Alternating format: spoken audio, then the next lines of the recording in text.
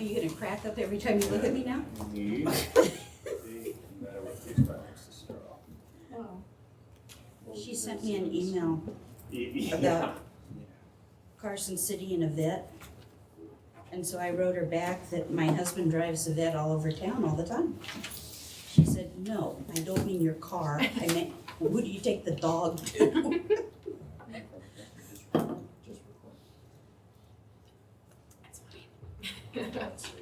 Certainly not animal control.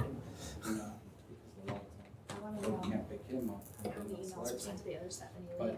But you might come back and maybe do some editing. Ugh. She didn't respond to it, or like, And that you person. might actually just take them. Well, I I'll know steal I that sent, from you. but I didn't. Make any corrections you see. Okay. Sounds like the people will come in. Yeah. I know you said I sent some to the other one, that I did not So, send something to you, so. Yeah. But I never got a It's only picking response up from that her, one side. so she must just ignored Because it. of that, this room. So, We can have people just sit along here. Do they need That's to not even take like many for it. notes? Because we could have them sit No, here. not so much. I In the big scheme of things, I'll probably end up printing, have the handout on this, showing the bulk of the slide anyway. What would you like me to do? So we're thinking everybody should sit back. Yeah, Okay. probably, unless you guys want to be seen, starting from there on. You might want to sit back there. You're fine. Yeah, you guys are fine up there, it's going to show there. You can see right up on the We're screen. recording for a presentation for NEATS, so if you don't want to be on a NEATS presentation, you're welcome to move over here. And of course, if you I do want see to. you're over in the corner. You're not going to be seen. Yeah, you guys are. No, you can look right up there, Oh, I see. and as long as you're not Okay, standing kind up, of back you should a be little fine. I can actually zero that in just.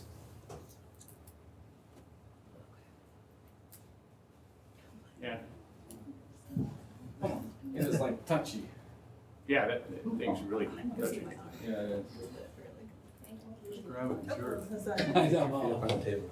Huh? Keep your feet up on the table. Where do you sit back I know, I'm like, You may want to, Let's sit back here. Oh, okay. unless of course you want everyone that goes on to these to look at you, which is fine, you know. Oh my goodness.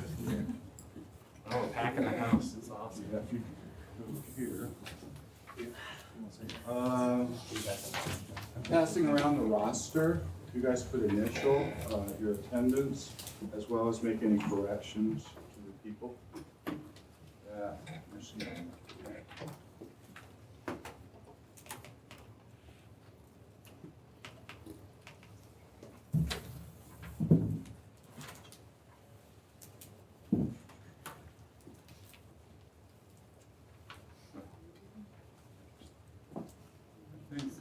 Well, for ventilation, do you mind that door being open? No, not at all.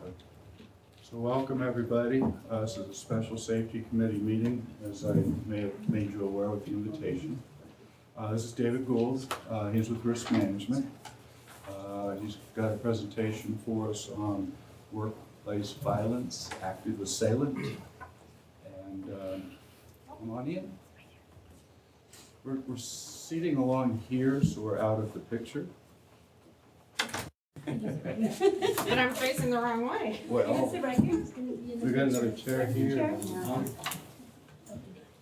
So Dave, what I thought you'd do is kind of let everybody know what we're up to here exactly. Sure, yeah. Because this is so long, the issue of butt soreness could be addressed at some point, I suppose in the way it breaks. Yeah, we'll take a break after the first portion of the presentation, which takes just about an hour. Each one of the segments takes about an hour. So. Those of you who have to leave early, either because of your schedule or for meetings and so forth, just quietly exit, maybe during a break or whatever. Perfect.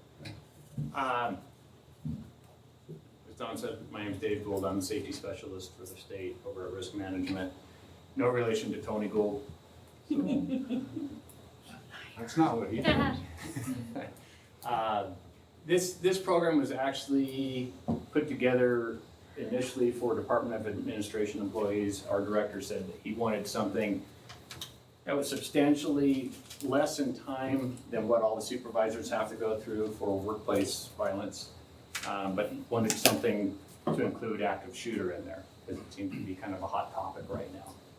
So these classes, I've been working on them since about October to get all the DOA employees through, about 500 of them. I finally got to them in person. And now is to put this online. And our thought was the easiest way to get it online is just go ahead and do the presentation for another group of people. And we're going to see how it looks going that route. So when it does go online, the person that's actually taking the course is actually going to have to click in order to go on to the next slide. So they won't be able to just, put it on play and then they'll all be done. So there's two segments of this. The first one's going to be the workplace violence awareness, and the other one's going to be active assailant awareness. So my hope is if you guys have a question, you'll ask it. You won't be on, no one's going to see who you are over there.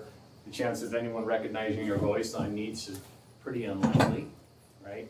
And with high turnover, you probably won't be working here anyway, right? So I try to do things a little more dynamic than other instructors that you might have had. I tend to be very, very real. So I don't pull any punches, as you'll find out. Some of it is a bit unpopular at times with certain people.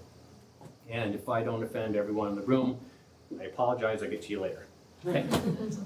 So, just real quick, because I'm the safety guy, if there is an emergency, you guys know what your emergency routes are a little better than I do. So wherever it is that you're supposed to congregate in the event of an emergency, that's where we'll go. Unless, of course, something drastic happens, like the other part of the program we're going to talk about, right? So that's pretty much it. Any questions so far? All right. So first part of this, I guess before I go into that, since I'm going to be editing a lot of this stuff out anyway, I'll tell you a little bit about myself. I came to work for the state in 1985 over at the prison as a guard, and I quit about a year later, and I vowed never to work for the state again.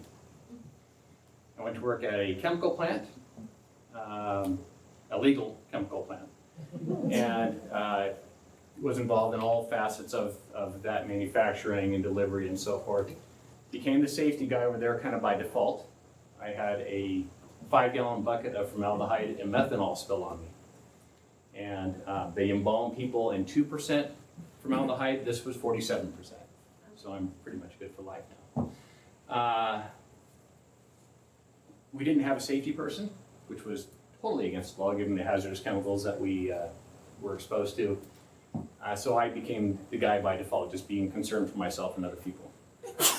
The plant closed in 1991, and I went to work at Parole and Probation, and I was there for 11 years, and I quit in 2002, and I vowed never to go back to work for the state again. I went and sold insurance, became a risk manager, and things were good, the economy was booming, and then in 2008, the bulk of my clientele went belly up because they were contractors, and as a result, I went to work for the state over at OSHA as a trainer. I went over to risk management about a year and a half ago. So a pretty diverse background. I take the workplace violence stuff real serious, coming from a culture of law enforcement and some other areas. So when I talk about this stuff, I'm dead serious about it, even though I'll try to be a little humorous at times too. So here's what we're going to do. We'll define workplace violence and talk about some of the things that make workplace violence more likely to happen and things that we can do to lessen the chances of those things happening. We're going to spend only a very short time on guidelines and policies. The big scheme of things, when I say short time, the only thing I'm going to be referring to is that workplace violence always has to be reported. Always, always, always. And we'll talk about some prevention methods and some other things. So, what's a workplace? You can see right here, this is a good description of what a workplace is. I like to keep it really simple. Basically, it's anywhere you are while you're on the clock. So it doesn't matter if you are in your car going to Reno for training or something like that, and someone cuts you off and they get out of the car and they start getting all angry at you, that's your workplace. For some of us that go out into the field and you're going to people's homes, you step foot onto the property and they're kind of upset with you because of whatever, they do something there, that's your workplace. Okay? 3 different types of violence in the workplace. The first one's verbal abuse and threats. We're going to define that a little bit. And then it escalates threatening behavior, physical assaults. Any one of these things can be classified as workplace violence. So, verbal abuse. This is probably something that, especially given the place where a lot of you work, you're probably get a fair amount of, right? This doesn't have to come from outside with the clientele or whoever. It could come from inside. It could be another employee, right? It could be someone from the employee's family or whatever the case is. So if you look at the description here of what verbal abuse is verbal abuse always workplace violence? It's a tough question, right? Verbal abuse is basically used in a manner to hurt somebody's feelings, if you would. Threats are a whole lot different, aren't they? Threat means I'm saying something to you that makes you have fear, right? It's what takes, it's basically the difference between burglary and robbery. Burglary is when no one's home. Robbery is when somebody forcibly takes something from you or says that they're going to do something to you in order to get whatever it is they're after. So verbal abuse in and of itself, not necessarily workplace violence. Could be, depending on what's being said. The moment it goes into the threat zone, that's workplace violence, unquestioned. So, we do have a couple protections as far as the law goes when it comes to verbal abuse and threats. And this law right here, NRS 199.300, basically says that anyone, including another employee, who threatens a state, county, municipal employee with some sort of any threat for personal or physical damage,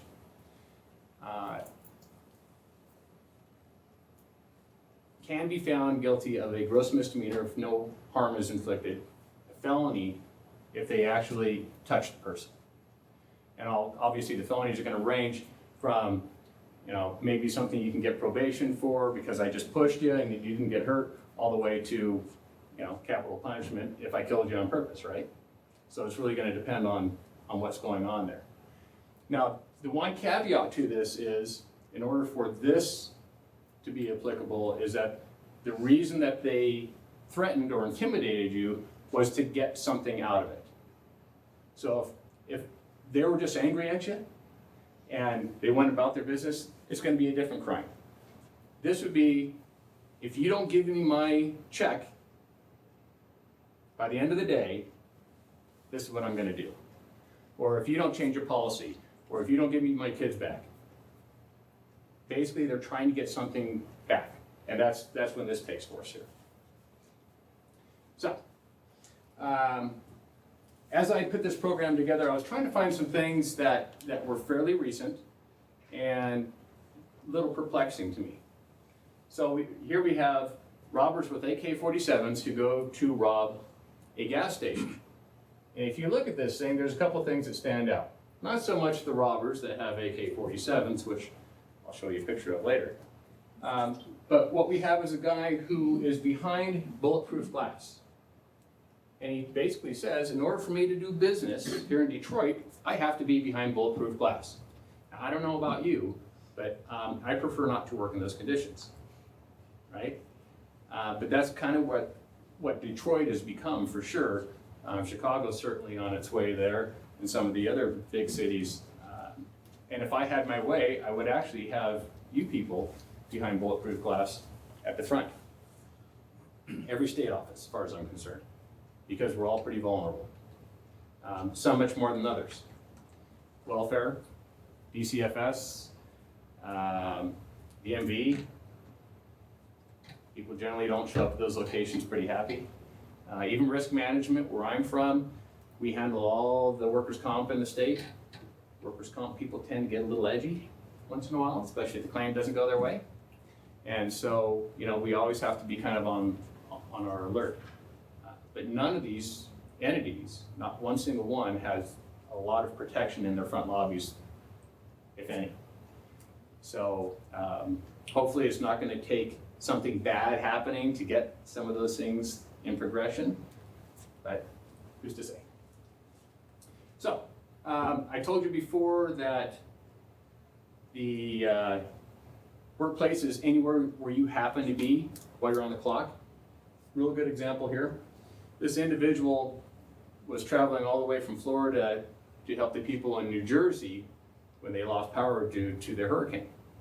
And his reward for doing so is being beaten to the point where he was left unconscious and in a coma for weeks. So you don't have to be in the same state to be at the workplace. So when you think of workplace violence, what comes to your mind? Anyone? Copy machine not working? Sure. It's frustrating. Getting frustrated. How about this guy here? Anyone remember this? This happened back in November of 2012, and this person, who was described by his coworkers as a model employee, and makes you wonder what the other employees were like, went in and started shooting up the place. And he did so after attending a safety meeting, becoming disruptive, and he came back the next day because he didn't like what was said, and he started shooting up the place, killing 2 individuals.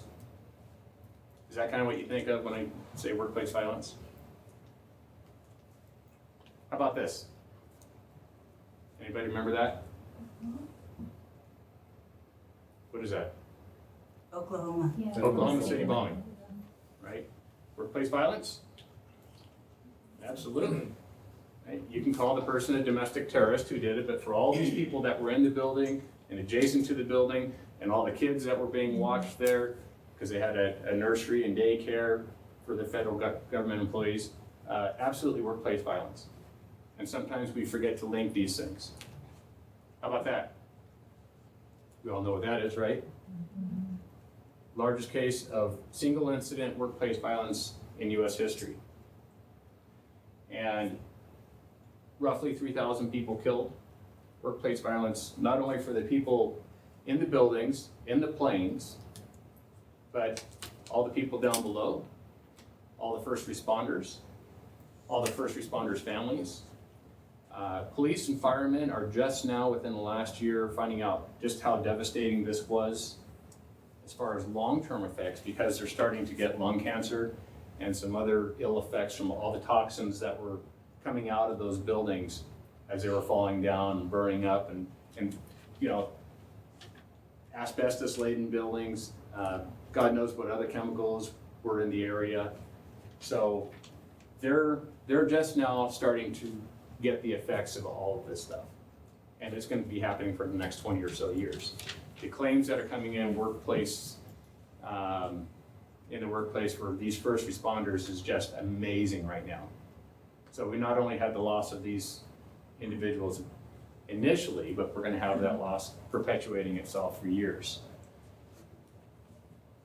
You kind of look at the smoke in the background here, and it's kind of reminiscent of Carson City during the latter part of August, as it turns out. But these toxins are a heck of a lot different than the ones that we're exposed to with forest fires. There's all kinds of things in the air here. So, we'll move on a little bit. Being an insurance nerd, I can give you 100 different definitions of what risk is. But risk is basically the opportunity to either lose something or to gain something. So we're going to look at it from both angles here. So when I talk about risk, it's not basically only the chance for loss, but I want to talk about those things that really mitigate it or abate the possibilities. When we talk about workplace violence, it generally comes from 4 different areas. And we'll take each one of these things one by one. You have the stranger, the customer / client, our coworkers, personal relations, and then I throw in another one called other. Our stranger is the person that has absolutely no business being at your business. So when we talk about these sorts of things, we're looking at generally robberies. And there are the people that go in there with criminal intent, right off the bat. This accounts for the bulk of the fatalities in workplace violence. Even though some other things get a lot more attention, robberies happen all the time.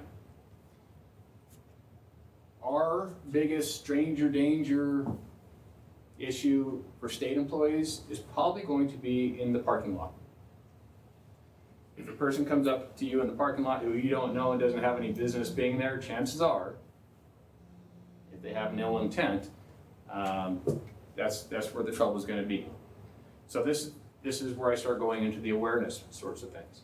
How many of you, when you walk out to your car, actually look around to see what's around your car? Is there maybe a white van parked next to it? Maybe a couple people congregating out there? How many look under the car as you approach it? It's an excellent idea, especially for you ladies. One of the tricks that people use to kidnap people is to use a taser, crawling underneath the vehicle where your ankles are exposed, and then they shock you, you fall to the ground, and you're pretty much easy prey at that point. So it's always a good idea to just, as you're walking out, take a look, see what's out there. Since we're on the subject of cars, how many of you ever look at your passenger door? The reason I say that is, if you ever see a drill mark somewhere near the key or the handle, it means that someone's been in your car. What they do is they drill through the lock, and they can easily open the door, and what are they after? Stereos or? Not necessarily. Access. quickly accessible. Personal information, right? Always a good idea every once in a while to, even before you get pulled over, make sure that you've got your registration and your insurance handy, that somebody didn't take it. And of course, more importantly, to see if it's been moved. Because now that we live in a day where you can take pictures of stuff really easy, it'd be really easy for me to break into a car, get out the registration, take a picture of it. And why am I doing that? Still your identity theft. It can be done for identity theft. It can be done because now I know you have this pattern. You go into work every day at this time, but now I know a little something else about you, don't I? What's on your registration? Your address. Your address, always, right? And if it's not on there, it's probably gonna be on your insurance papers. It's very kind of them to put all that stuff on there for us. So, a couple things to watch out for. Another thing, parking lot wise, is one of the new tricks for people to use out there is to put a piece of paper, fairly large piece of paper, on the back window. So if you're coming out from the store or whatever, like my friend who's a cardiologist did, he was with his family, his wife and his new baby, and they were just leaving the grocery store, got the baby situated, they both get in the car, he starts to back out, and he realizes there's a paper on the back window. And what does he do?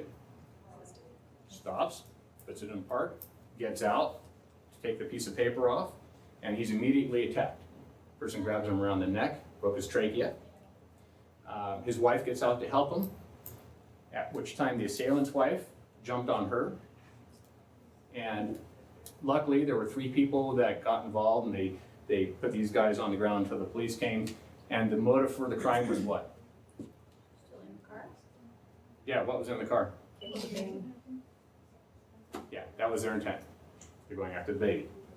So, sick world, absolutely. There's bad people out there. So the biggest thing we need to do, which is why I put this class together, is just so we're a little more aware of our surroundings. Okay. So, when we're talking about risk factors, we'll talk about the things that increase the risk for a stranger to get at you. Number 1 is face-to-face contact with the public. You guys got that, okay? Some. Exchanging funding with the public, not so much. Most of our state folks do not do that, save for like DMV and a couple other entities out there. Guarding valuable property, not so much. Working late night, early morning. We do have some 24/7 operations in the state. Not many, most of them are pretty closed down. Working alone or in small numbers, there's a fair amount of state employees doing that. And high crime areas, we're actually very, very fortunate up north that most of our state offices are not located in very bad parts of town. Las Vegas, not so lucky. There's a lot of bad spots in Las Vegas, and we just happen to have state offices in a lot of those bad areas. So if you look at all these things and don't have to think of state employees, who would you say has the most probability of being robbed out there? Convenience stores. Number 2, Thanks. Gas station. grocery stores and bank liquor stores, all that stuff is right around number 2. Number 1, houses. Cab driver,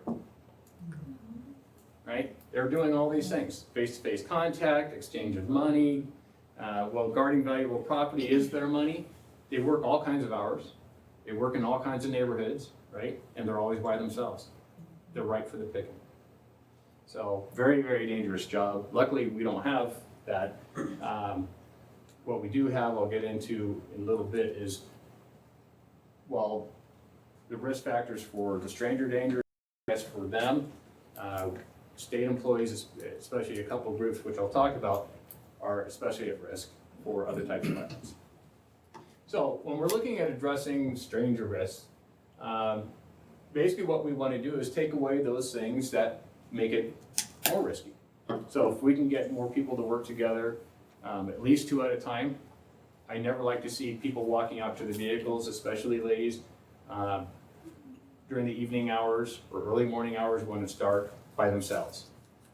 So if you can find a companion to help walk you out, it's great. Most people that are seeking to hurt you are looking for opportunity. And if there's 2 or more people there, generally they won't mess with you. Controlled access to work site. What is controlled access? Security? Can be. Key code. Key cards, yeah, or punch code for a door. Most state offices do not have controlled access, and the bulk of the ones that do not use it correctly. I'll give you a scenario. I put on supervisor safety class every once in a while, and for a while I was going over to the DMV to do it because they have a lot of supervisors that need to be trained. And so when I was setting up the training, I went up to the person who was setting it up, told her when I would be there, et cetera, and she says, well, make sure when you get here that you call me, because there's no way you're getting up on the 2nd floor where all the administration is without getting an escort. Well, telling me that I can't do something is like telling your 17-year-old they can't date somebody, right? I'm gonna do it. So I get there, and I'm dressed pretty much like I am. I've got a couple of these in my hand because I have all my stuff with me. And I get to the elevator, and 3 people get on, and I get on with them, and I ride up to the top. And then I start setting up, and the gal comes into the office who I was working with, and she says, how'd you get up here? Well, I used the elevator. Who let you on? 3 people. Who were they? I'm not telling you, right? Doesn't matter who they were. She's like, oh, I can't believe this. We just had this training. We had training on, the bomb threats and all these other things, and you don't even have a badge or anything showing that you can come up here. I said, well, no, but I have this, right? What's in here? Anybody know? Papers? Yeah, we don't know. Papers, gun, bomb, whatever. So she says, this is just incredible. And I said, well, you know what? I forgot my VCR downstairs. And so I'm going to go down and get the VCR, which happens to be in a case like this, and I'll be right back. And what did she say to me? Be sure and call me. Be sure and call me so you can get an escort right back up to the top, because there's no way you're going to get up here again. So here I am, waiting by the elevator. I'm waiting.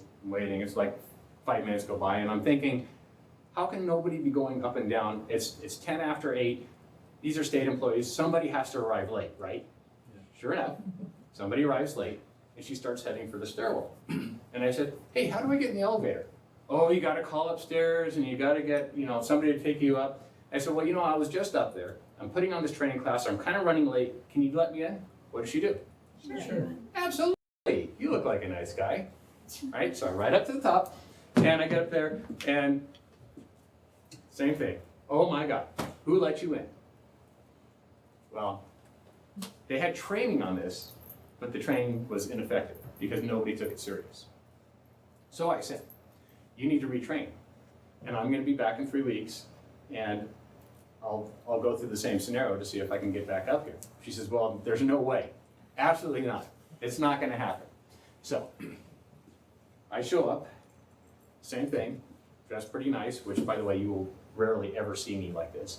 And I've got my cases with me, and I get to the elevator, and there's 3 people getting on, and I get on with them. And one of them looks at me and he says, hey, you look familiar. And I said, well, yeah, I should. Have you been to the post office lately? Oh, how fun. And I said, no, that's okay, Mr. Brezel. I worked with your wife in the insurance business for a while. Mr. Brezel was the administrator at the time of DMV. And he's like, oh, okay, that's where you look familiar. And I said, but you realize you just breached your own policy, right? He's like, oh, you're right. Yeah. So if it's not taken serious at the very top, right, what can we expect from the lower levels? So every time we talk about safety, every time we talk about anything like that, a culture, especially when it comes to safety, everybody has to subscribe to it, right? Because if we see somebody, our supervisor, or manager, or administrator, not doing what our memo said to do, we're just kind of go, it's not that serious to you, I guess it's not that serious to us. Controlled access, basically it's supposed to work is if I have a key card and I start getting to the door and I have a couple of other employees in back of me, do I let them in? No, absolutely not. Why? They could have been fired and you don't realize it. Absolutely. Maybe their key was deactivated. Might have just happened, right? Maybe they called in a threat themselves.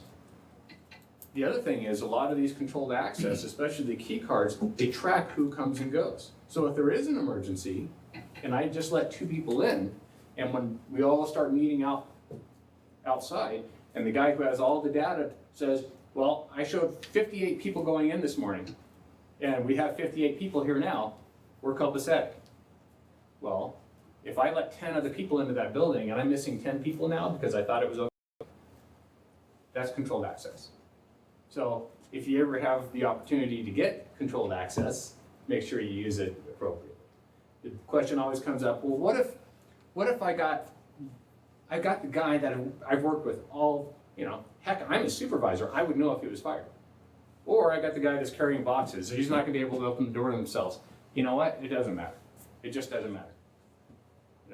That's part of it being in a safe environment. Security personnel, ideal, right? The state budget is not gonna allow it in most areas. Generally, if we have a specific threat, we'll be able to get somebody out there.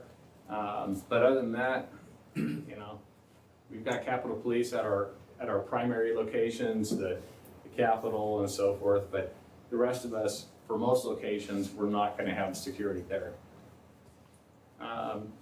Devising methods to alert police or security, I'm gonna talk about that a little later on. Training workers in prevention, that's basically what we're doing now. Installing security cameras, well, you don't even have to have active security cameras to deter strangers from coming onto the property.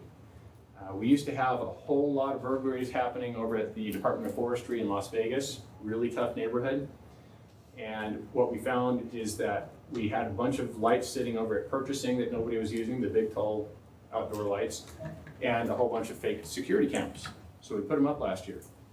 How many instances have we had since we put that stuff up? Much less. 1. And they didn't get anywhere past, once they cut through the fence, they probably saw one of the fake security cameras and decided they weren't gonna do it. And they were taking tens of thousands of dollars of equipment out of there on a monthly basis. So they do work. Our customer, well, for most state workers, our customer and client just happens to be our coworker as well, especially for us who work for the Department of Administration. In fact, all of our customers are state workers, as it turns out. Not so much true for a lot of other entities. DWSS, DMV, DCFS, virtually all the other state offices are there to serve the public interests. So this is basically where most of the non-fatal injuries come from. Person is not necessarily there to harass you or to do something, get your money or whatever the case is. They're just angry, right? They're gonna take it out on you. Usually it's verbal, sometimes it escalates a lot further. When I talk about awareness, we have to start thinking about who are our clients? Who's really at risk here? If I work for the Department of Corrections, my client is the inmate, right? Lot of inmate versus guard or a correctional officer type activity out there. Most of it goes unreported. Same thing with some welfare. A lot of the stuff that happens out there goes unreported. A great deal with DCFS, especially at the institutions where we're dealing with mental health issues and so forth. I constantly see a C4 form come through for somebody that was bitten by a customer client or beaten by a customer client, but I never received the workplace violence report. Why is that? Lack of training? Possibly. Could be a lack of training. Why else? Don't Take it feel for it's granted. worth mentioning. Sure. Yeah, part of the job, right? Yeah. That becomes the culture. And that's very worrisome to me because I'm not getting a real vibe for what's going on out there if I'm not getting the reports. And as I said before, the only thing I talk about as far as our workplace violence policy goes is the need to report it each and every time. It has to be reported to a supervisor. Supervisor is supposed to report it to risk management, right? It's the only way we can make sure it's being dealt with. Now, some of this stuff, like if you're dealing with mental health patients, there's only so much we can do to keep them from getting bit because they do have to go hands-on. It's not like you can use robot arms to control these people. So when we start looking at things like that, we go, okay, most of the bites are happening around the lower arm. What can we do to, since we can't prevent it, what can we do to maybe lessen the degree of it? Body armor. Yeah, exactly. So in the manufacturing industry, they actually make sleeves that you can roll up on yourself and they're made out of Kevlar. And they stop somebody from penetrating the skin if they go to bite you. They'll also stop a knife as long as it's being slashed and not stabbed. So I'm thinking, what a great idea. They're $3 a pair. So we told administration about it. They've been using them. It's voluntary. We can't make anybody use it, but the response has been fantastic. I mean, I see further or fewer injuries for sure. I get just as many C1s, but they're not causing the injury. They're not actually breaking skin. And that's got to make you feel pretty good, right? So that's why we need the reports. You'll see that the risk factors for client and customers are almost exactly the same as for strangers. It's always going to be escalated because of those things. If you work odd hours or you have uncontrolled access, if you look at the Nevada Mental Health Facility in Reno, which is where the only shooting that's happened for a state employee over the last decade or so was at that facility. And they still have unrestricted access to their main building. You can come in from the rear, you can go in from the front, and that's where all the doctors are at, all the psychologists. So very volatile area. We've recommended some changes for them, but the dynamics of our economy kind of dictate what they can get and what they can't get. Clients with past violent behavior, this really applies to places like corrections, DCFS, where they're dealing with the kids and, at NYTC or some of those facilities. Certainly anyone that works out in the field, welfare, DCFS, any of those folks, they generally know who they're dealing with. And if they have a history of violent behavior, chances are they're going to be violent again. So when we know that, we have to take certain precautions, right? When I was a parole officer, we would do things like we played the what if game. What if I get up to this address where I know this guy's been violent? I mean, he's on parole or probation several times and he's been in prison for violent behavior. So I started playing out the scenes. I go, okay, what if I knock on the door and the first response is a shotgun blast, right? Or what if I knock on the door and the guy's coming around the back? Or what if he's got friends? And we play the what if game all the time. It keeps us alive. So it's kind of the same thing. If you are going to be out with somebody who's known to be physically assaultive or violent, ideally, you pair up. You go out there with more people. If you can't do that, you have to start thinking, what am I going to do? How am I going to exit here if I absolutely need to, right? Potential weapons. What's a potential weapon? Anything you get your hands on. Absolutely anything. Right. Pen, cup, briefcase, paper. Ever gotten a paper cut? Right? Everything is a potential weapon. So when you're sitting at your desk, if you are meeting with people, think about that. Do I have something on my desk that can be used as a lethal weapon against me? Stapler, yeah, probably red, swing line, right? All these things can be pens, pencils, openers, whatever the case is. You really got to start thinking about, what do I want between me and this other person? The other thing is do you have an escape route out of your office? How easy is it? Is your desk set up so that you can exit easy, or so the person that comes in can exit easy? Chances are, without even looking at your offices, it's the latter, where the other person can get out of there real fast and you are kind of stuck behind your desk. We do that for a couple of reasons. It's kind of human nature, if you will. We don't like to be bothered by the stuff that's going on outside, but that is part of the awareness. If you can be aware of what's going on around you, then you have a little more time to react.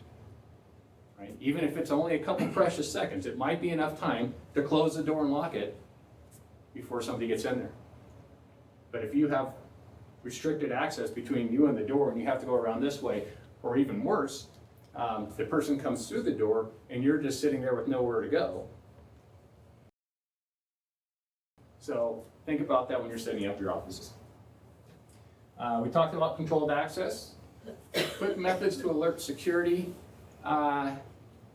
We are talking with B&G and Public Works and each of the facilities constantly about doing something to put some sort of intercom system in or whatever. When I go into the second part of this program, I'll tell you about the exercise that we did over at the Capitol and the real need to make sure that there's a good system in to alert everyone as to what's going on. Right? Because if we just pull a fire alarm, what are people going to do? Run out of rooms? Yeah, they're going to do their fire drill stuff. Well, if I pull a fire alarm and the actual incident is an earthquake, do I necessarily want people running out of the building? Maybe not. Or maybe if it's an active assailant in the building, do I really want them heading for the area where he's at? No. Probably not. So we need to have better communication. Isolation with patients, customers.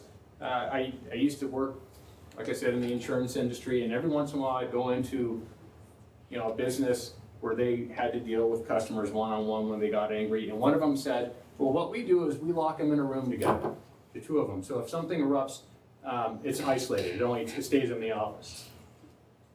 And my response is, so you leave your employee in there with no way out? Well, yeah, because it's only one employee. I said, do you tell that employee that you hate them every day? Because that's kind of the word I'm getting. Setting up the work site, we talked about that. Eliminate easy access to weapons. Everything is a weapon, right? So keep things on your desk to a minimum if you're dealing with the public, especially. Which leads me to this. Coworkers. if you're a supervisor and you are gonna have to deal with an employee who's angry, do you necessarily want scissors on your desk? Not necessarily, yeah. Ideally, what I would do in a situation like that is I would come into a room, much like a conference room, where there's nothing on the desk and it's an absolutely neutral place. Because it actually makes people feel a little more at ease and a little more even that way. That's a good management tool. You don't want an adversarial position, especially when you're dealing with sensitive matters. You don't necessarily want to sit across the desk. You might want to sit adjacent to them. Okay? Depends on what's going on. But you don't want things on the desk that they can use against you if something breaks out. And then you're going to set it up so you can leave a little easier than they can. This one gets all the media attention. This actually has fewer deaths than all the other workplace violence issues. Usually, the coworker stuff is verbal, some threats. Rarely does it actually erupt into actual physical violence. When it does, it's sexy, I guess. The headlines love it, right? You always hear about it. Whereas you don't hear a lot about the robberies, you don't hear a lot about, some of these other things. When it happens at work, it becomes a really big deal, especially for us. And there are times when it goes unreported. I had a call one time from a gal who said, I guess you've heard about this already, but so-and-so got smacked with a clipboard by one of her coworkers. And I said, no, I haven't heard about it. Was it reported to the supervisor? Well, it was the supervisor. Oh. Why didn't it get reported? Didn't want to get fired. Interesting you would say that. A lot of things that don't go reported is because people are afraid of either a couple things happening. One, nothing happening. Number two, retaliation. Right? And any other possibilities out there, just the constant harassment or identifying myself as a troublemaker or whatever the case is, it's totally prevalent throughout. I see it all the time. This is the part that administration's gonna have me cut out in my video presentation, I'm sure. And we'll talk a little bit more about that in just a moment. This is kind of the look of the state worker for a lot of people, right? When I first done this class, it was, like I said, being held for Department of Administration employees, and we had a couple other classes over at the Armory. And unfortunately, it was very cold out, and we never got heat in the room. But just the same, I try to be dynamic, so when people fall asleep during my course, it's kind of like, really? Really? I have 3 people asleep. When you see your coworkers doing this, does that set the stage for anger? Especially in light of what the public thinks? What does the public think? Make a lot of money, great benefits, right? Yeah, and that we don't do anything. That's the public perception. But when you actually have that happening in the office, it's really troubling for those people that are trying to do a good job. Like I said, this gets a lot of media attention when something does break out, when there's especially shootings and whatnot. But it does not happen as regularly as they make it seem. We do know the things that make it much worse for employees and increase those risk factors. Labor management disputes, we don't really have labor unions for state employees, so that really doesn't take place. Do we have frequent grievances? Let me put that another way. Do we have a lot of grievances that aren't necessarily put into writing? Yeah, we do. For what reasons? Name it. Same stuff I was talking about before, right? People fear retaliation. They absolutely do. And there's supposed to be some measures out there that protect our employees from retaliation, but talking from experience and watching it and seeing what goes on, that's not always the case. People don't like to expose themselves, if you will. So there are a lot of grievances that aren't filed. There's a fair amount that are, and there's supposed to be some remedy for that. State of Nevada, high number of injury claims. We have roughly 13,000 employees. In year 2012, we had roughly 1,200 workplace workers' compensation claims. Of that, 900 of them were medical only, which left 300 that actually went on to where someone was fairly seriously hurt, went to see the doctor on multiple occasions, probably had a surgery or so. But that's, we're dealing with about 10%, which is a very high injury rate. We don't like that. Injury rates tells us a lot of things, especially when I'm looking at things like the Department of Corrections. They have a lot of slips, trips, and falls. And I know why they have a lot of slips, trips, and falls. A couple reasons. One is that they're overworked. These guys are working 18, 20-hour shifts back to back, and they can't keep enough guards on duty. They just can't. And while it's great to earn the overtime for a while, these people are literally burning out. Where they used to volunteer for overtime, they're basically saying, I just can't do it. Because they're emotionally and they're physically exhausted and they're doing stupid things. They're tripping over their own feet, they're falling off their chairs. And they're legitimate claims, but they don't have to happen, right? Which is, our understaffing, excessive overtime issues. And then authoritarian management. What is authoritarian management? Anybody? Ruling with an iron fist. Yeah, basically, it's saying, here's the parameters of what I told you to do, now do them. I'm not gonna tell you necessarily how to do it. I'm not gonna mentor, I'm not gonna coach. I'm not gonna do all those things that we do to make a nice, healthy relationship between the employee and the employer. I'm just gonna say, you go do it, and when you do it wrong, I'm gonna hold you accountable for it. That's authoritarian management. Well, that's government management, by and large. Remember that part I said I don't sugarcoat anything? Because, we can't get anywhere if we just kind of, shuffle everything under the carpet. So the reason for that is because it's not necessary, the government doesn't necessarily work like other entities do, right? We're not selling anything to anybody, right? We're not saying, if you don't like our product, you can go somewhere else, right? We are basically Nevada Energy. We're it. Right? If you work for us, then this is what you get. There's a high turnover. It takes a lot of time to nurture an employee, to train them, to coach them, to mentor them. And by the time that happens, what happens? Yep, they're out the door. The state of Nevada is losing a lot of its really good supervisors and management because they're retiring. And so, some of the ones that we're really good about doing some of this stuff are gone. We don't have any workplace stress, do we? Right? Jobs are all easy in the state of Nevada? Yeah. Unusual stress outside of work. What am I talking about there? Families. Yeah, sure, family stuff. For those of you that have kids, number one, I'm sorry. But, kids get in trouble. Kids get sick, somebody else in the family's sick, maybe you're sick, somebody loses their job, someone's losing their house, someone's losing their car, getting divorced, moving, all really high stress events, right? Drug and alcohol issues, all those really play into these risk factors. Bless you. Lack of training for supervisors.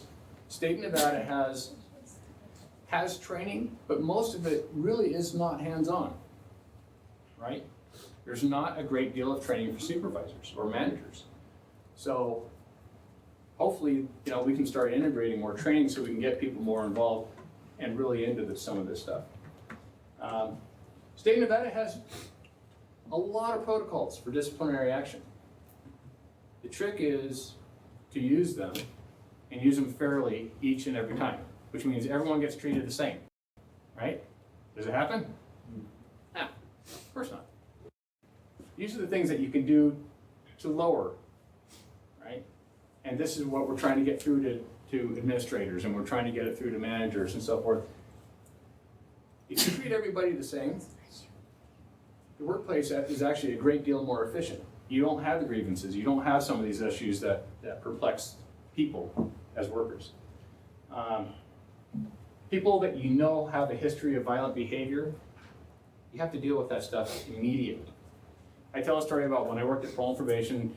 First couple days I was there, and I was in the pre-sentence investigation reports writing section, if you would, and there was a guy in there, we'll call him Bob, because that was his name, and Bob would come in every so often, and he would slam his door and start yelling. There's nobody in there.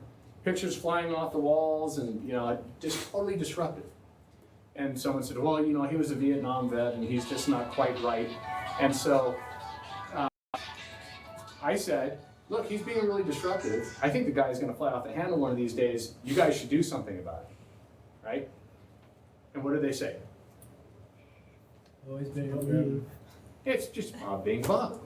Yeah, it's just he's a little off, but it's just Bob being Bob. And this went on for quite some time. Well, when I left in 2002, about 6 months later, a good friend of mine called me and he says, hey, have you seen Bob lately? I said, no. And he says, that's good. He's looking for you. He said, he's looking for me? Why would he be doing that? And he said, well, let me tell you. He was at a mental health institution for 2 weeks, was supposed to be released to the Washington County Sheriff's Office, but instead they accidentally let him loose. And the reason he was over there is because he had chained his wife to a toilet, and she was there for 3 days before her friend came over to check on her after she saw Bob leave in his car. And she called the police. They broke the door down, and they found her chained up, and they found some notes from him, and he had actually gone out to buy some ammo so he could come back and go after some people that he really didn't like. Number one on the list was the guy who tried to tell them this guy is a mess, right? So anyone that has violent behavior actions, you got to nip that in the bud immediately. You can't let Bob be Bob, because eventually, one of these days, Bob's going to be bad. We have management policies. There's a lot of policies in the state of Nevada, and the one that says every instance of workplace violence has to be reported. I like that policy. Consistent is the big issue here. I'm currently working with the Capitol Police to put together basically a form that would remain anonymous online, so people can report workplace violence comfortably and not worry about some of the issues that we've talked about. How soon that comes to fruition, I don't know. Enforcing the no tolerance policy, that's crucial. Prohibiting weapons at a workplace, well, we've already talked about this. Virtually everything can be a weapon. What are we really talking about here? Knives, guns. Knives, guns, that sort of thing. How about concealed weapons holders? Concealed weapon people. You're still not allowed those. Actually, the way the state law reads is that if you have a concealed weapon permit, you can carry your firearm concealed into your place of business. Doesn't specify, whether it's public or private property. It says that you can. That's basically what the law says. So crazy Bob can carry. Bob was an officer who carried a gun daily, right? Yeah, exactly. So you look at the Fort Hood shooting, which is now finally coming to fruition as far as the sentencing phase. These are trained military people, right? And this guy had a gun, most obviously, he's military personnel. When we get into the second portion of this, we'll talk about some other people that, they're supposed to be carrying. These are the people that we entrust to watch over us, right? Security personnel, great if you got them. Typically, we're not going to have them, and even when we do, the average guy that's working security out there probably has not been combat trained. Right? So if something breaks down, if it's a one-on-one issue or maybe a fight breaks out, they're probably pretty well trained to handle that. If it's beyond that, they probably are not. Does everyone know that we have an employee assistance program? if you didn't know, we do. And it's run by a third party. It's no longer run by the state. So it is absolutely anonymous. First 2 visits are free. I encourage people that have issues, whether it be, things